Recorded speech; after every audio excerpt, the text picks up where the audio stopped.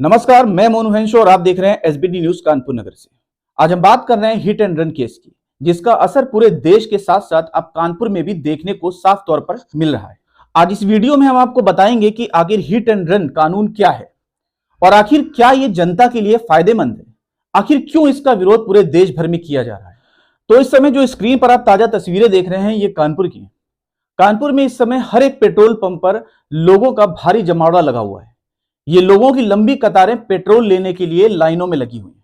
मैं आपको बता दूं कि हिट एंड रन कानून पास होने के बाद जहां देश भर में भारी वाहनों ने, जिसमें रोडवेज सहित ट्रक चालकों ने चक्का जाम कर दिया है, रोड पर हड़ताल कर दी है, वहीं कुछ चीजों की पूर्ति जो है नहीं हो पा रही है। कुछ चीजों की सप्लाई पूरी तरह से रोक दी गई है, जिनमें मुख्य रूप से पेट्रोल और गैस सिलेंडर है। मैं आपको बता दूं कि पूरे शहर भर में पेट्रोल की सप्लाई रुक जाने के कारण इस समय पेट्रोल पंपों पर पेट्रोल उपलब्ध नहीं हो पा रहा है, जिसके कारण सभी पेट्रोल पंपों पर भारी संख्या में लोगों की भीड़ लगी हुई है। ये सभी लोग गाड़ियों में पेट्रोल भरवाने के लिए लंबी कतारें यहां पर लगाए हुए हैं। अब मैं आपको बताना चाहूंगा कि हिट एंड रन कानून आखिर है क्या। हिट एंड रन कानून कोई नया नहीं है। हिट एंड रन कानून पहले ही पास किया जा चुका है, सिर्फ इसमें मात्र संशोधन किया गया है। मैं आपको बता दूं कि हिट एंड रन कानून काफी पुराना है और इसे पहले ही पास किया जा चुका है। अब तक इस कानून के तहत यदि कोई ट्रक चालक किसी व्यक्ति को किसी भी प्रकार से हानि पहुंचाता है या ट्रक से टक्कर मारता है या ट्रक से टक्कर लगने के बाद वह व्यक्ति मारा जाता है, तो ऐसे में प्रावधान 2 साल की सजा का था कि ऐसे ट्रक चालक को 2 साल की सजा होगी। लेकिन इस कानून में अब कुछ संशोधन किए गए हैं। इस कानून के मुताबिक, जो नया कानून आया है, इस कानून के मुताबिक इसको 2 हिस्सों में बांटा गया है। तो मैं आपको सबसे पहले बताना चाहूंगा इसका जो प्रथम हिस्सा है वो क्या है। तो सबसे पहले आप इस हिट एंड रन कानून को समझ लीजिए कि इसके पहले हिस्से में क्या बोला गया है। तो इसका पहला हिस्सा कहता है कि यदि कोई ट्रक चालक या भारी वाहन चालक या रोडवेज चालक अगर किसी भी व्यक्ति को टक्कर मारता है या कुचलता है और वो वहां से नहीं भागता है, बल्कि जो भी पीड़ित उस समय उस रोड पर पड़ा हुआ है उसको वहां से उठाकर हॉस्पिटल पहुंचाने की कोशिश करता है, उसकी जान बचाने की कोशिश करता है, वहां से नहीं भागता है, तो इस स्थिति में उसे 5 साल तक की सजा हो सकती है। 5 साल तक का मतलब है कि कानून उसे 5 साल से ज्यादा सजा नहीं देगा और ये सजा 5 साल से कम भी हो सकती है। ये सजा 2 साल की भी हो सकती है, या हो सकता है कानून अपनी बुद्धि का इस्तेमाल करते हुए उसे कोई सजा ना दे। लेकिन पहले जो इसका पहला हिस्सा है उसमें इसे जो ट्रक चालक है या जिससे एक्सीडेंट हुआ है, ऐसे बस ड्राइवर या ट्रक चालक से अगर कोई एक्सीडेंट होता है और वो उसे लेके उसकी जान बचाने की कोशिश करता है, अस्पताल तक लेके जाता है, तो ऐसे में उसे 5 साल से ज्यादा सजा नहीं हो सकती है, बल्कि 5 साल से कम 2 साल या उससे भी कम सजा हो सकती है। अब बात करते हैं इस हिट एंड रन कानून के दूसरे हिस्से की।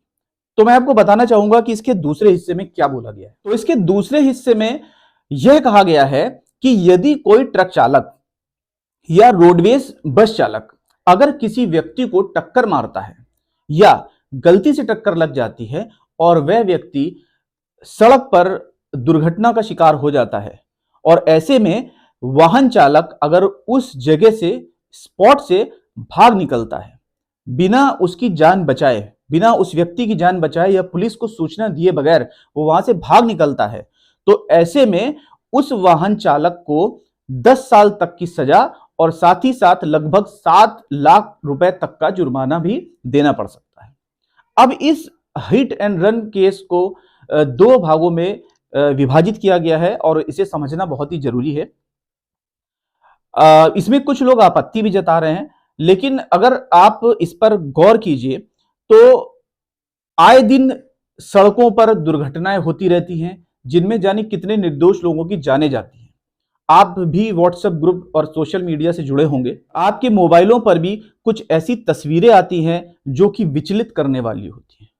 कभी करवा चौथ के समय किसी व्यक्ति का सड़क दुर्घटना में मौत हो जाती है, कभी रक्षाबंधन के समय पर किसी भाई की सड़क दुर्घटना में मौत हो जाती है, और ऐसे में ट्रक चालक क्या करता है कि उस जगह से उतरकर भाग जाता है। बाद में क्या होता है वो आप अच्छे से जानते हैं। जमानत पे उसे छुड़ा लिया जाता है और जो भी केस होता है वो लगभग 20-25 सालों तक चलता है। लेकिन उस व्यक्ति की जिसकी जान इस सड़क दुर्घटना में गई है, उसका पूरा परिवार जो वो पीछे छोड़ गया है, उसका पूरा परिवार बर्बाद हो जाता है। आपको मैं बता दूं कि कई ऐसे परिवार, कई ऐसे बच्चे होते हैं जिनका कोई और सहारा नहीं होता है। इन ट्रकों द्वारा, इन रोडवेज बसों द्वारा आए दिन सड़क दुर्घटनाओं को अंजाम दिया जाता है, जिसके कारण बहुत से परिवार बर्बाद हो जाते हैं।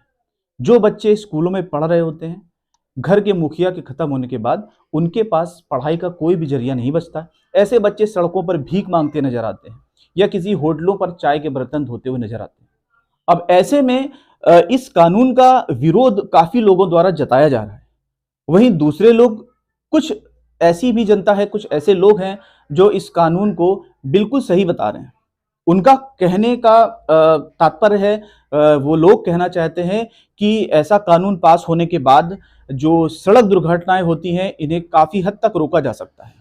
क्योंकि अगर लोगों की माने, जनता की राय माने, तो जनता का कहना है कि अगर इस कानून को पूर्णतः लागू किया जाता है और प्रशासन द्वारा इसका सख्ती से पालन कराया जाता है, तो जो भी ट्रक चालक जो शराब पीकर वाहन चलाते हैं या जो कि तेज काफी रैश ड्राइविंग करते हैं, जिसके कारण बहुत से लोगों को अपनी जान गंवाना पड़ता है, ऐसे ट्रक चालकों या वाहन चालकों के दिलों में इस कानून का भय कहीं ना कहीं होगा और वो रैश ड्राइविंग नहीं करेंगे, वो तेज रफ्तार से गाड़ियों को नहीं भगाएंगे, जिससे सड़क दुर्घटनाओं को काफी हद तक रोका जा सकता है।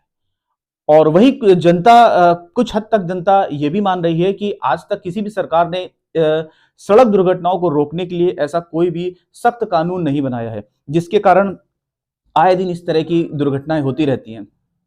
आप सोशल मीडिया पर अक्सर हर हर दूसरे दिन या हर तीसरे दिन आपने पढ़ा होगा कि गली मोहल्लों में, सड़कों पर आपने पढ़ा होगा, आए दिन कई लोग अपनी जान गंवा बैठते हैं इन सड़क दुर्घटनाओं के कारण। और इन भारी वाहनों पर काबू करने का मेरे ख्याल से एक सबसे अच्छा तरीका ये सरकार ने निकाला है और हमें इस कानून को अच्छे से समझना चाहिए कि आखिर यह कानून क्या है। और ये सिर्फ उन लोगों के लिए बनाया गया है जो कि तेज गति से वाहन को चलाते हैं और लोगों की जानों को जान नहीं समझते हैं।